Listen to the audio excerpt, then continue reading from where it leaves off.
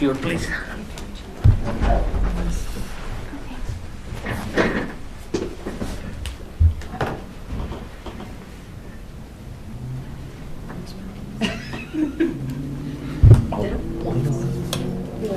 All right, we're back in session. Jason?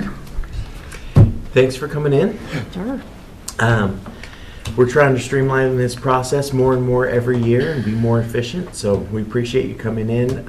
If you want to just go through your budget and hit your any big changes that you have, any requests that you have, and then we'll all have questions for you if they come up. Okay. So you can just introduce yourself and go ahead. I'm Lynn Murdoch. I'm the Bannock County Historical Society's museum director, and I handle most of the finances and things for both entities, for the society and for the museum. So that's why I'm here. Arlen had intended to be here, but he is ill this morning, so he's not going to make it in. We have actually kind of reduced our budget this year. We'd asked for some extra funds over the last couple of years to help us cover some of our costs related to COVID and losing some of our gate and things, but we've only asked this year for staff and for what it actually costs for the building utilities and things. So, and that is just under $90,000.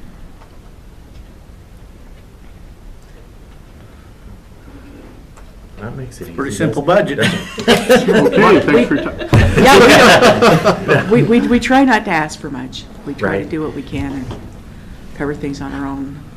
My question, not that I want to add to a budget, I just want to chat about the building repairs and maintenance. Yes. Is there anything in there that, you know, with maintenance, if we defer it down the road and kick the bucket down the road too far, then things become more and more expensive. More and Is there more expensive. anything that you feel needs to be done that maybe we could tackle with a couple $1,000s here or there?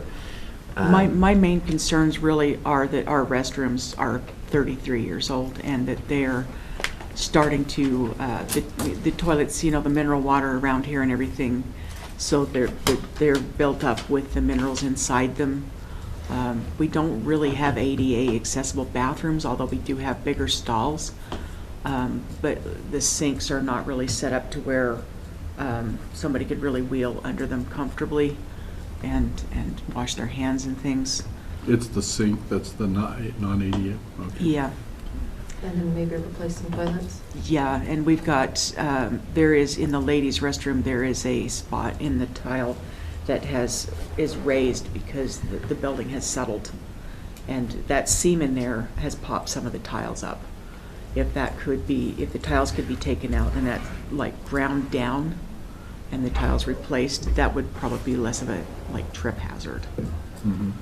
So those are just the few things I can think of that, you know, are kind of we're getting to that age where this stuff is not going well.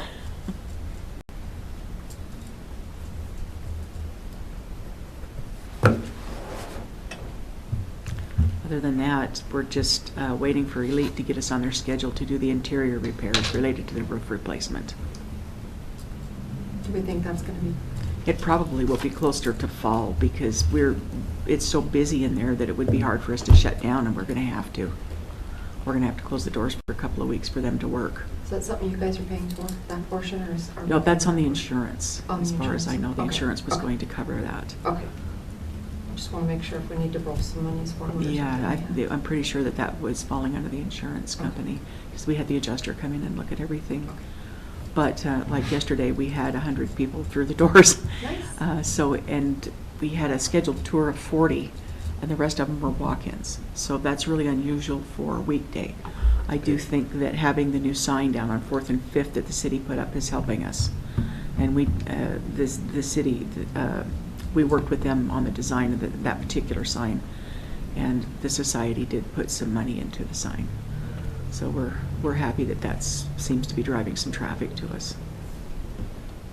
Okay.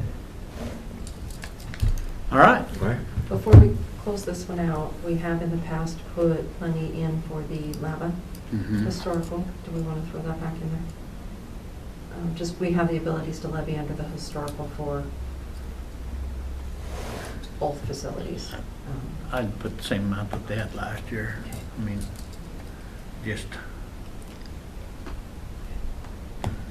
because.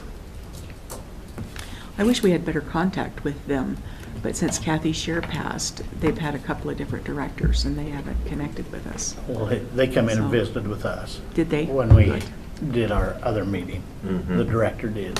Okay. And then we just said that he asked for the same. He didn't ask for any Mhm. increase and stuff. Yeah, I But would- yeah, it'd be good to have I- communication. I would like to have better communication between us, but they're only open for the summer. They close down in the winter and stuff, and so it's kind of odd, because we're always just, it's during the busiest season when you're trying to be open, that it's a little harder to get it done, but on the off season, I'd like him to talk to us. I think we could maybe do some good stuff together. Coordination. Maybe we can put a caveat in that budget. There you go. You get this if you communicate. I like it. And just for comments, I mean, you celebrated an anniversary. You was able to go to that, correct? Oh, yeah. The And, 60th for the They had a fort. good so- raffle at the anniversary. Yeah. In fact, it's my favorite raffle in Pocatello is your raffle, so keep up the good work. Yeah. Deb Mullins did most of that because I was out ill for almost 2 months with some surgery and things. So my assistant, just went great guns on that thing and found a couple of volunteers who were willing to do legwork, and it pulled off real nice. We had 400 people at that event, Good. plus 35 volunteers. And John complimented the event before he knew that he'd won the raffles. So I'm just put that out there. It wasn't just the raffle. It wasn't the ride. 95%, that moved it up to 99%. Well, good. Yeah, it went well, and we hope the opening next year goes as well. We do a summer opening for the fort every year. So, Good. Yeah. and we'll be doing a open house for the historical complex at Christmas time, probably second Saturday. Thank you. Yep.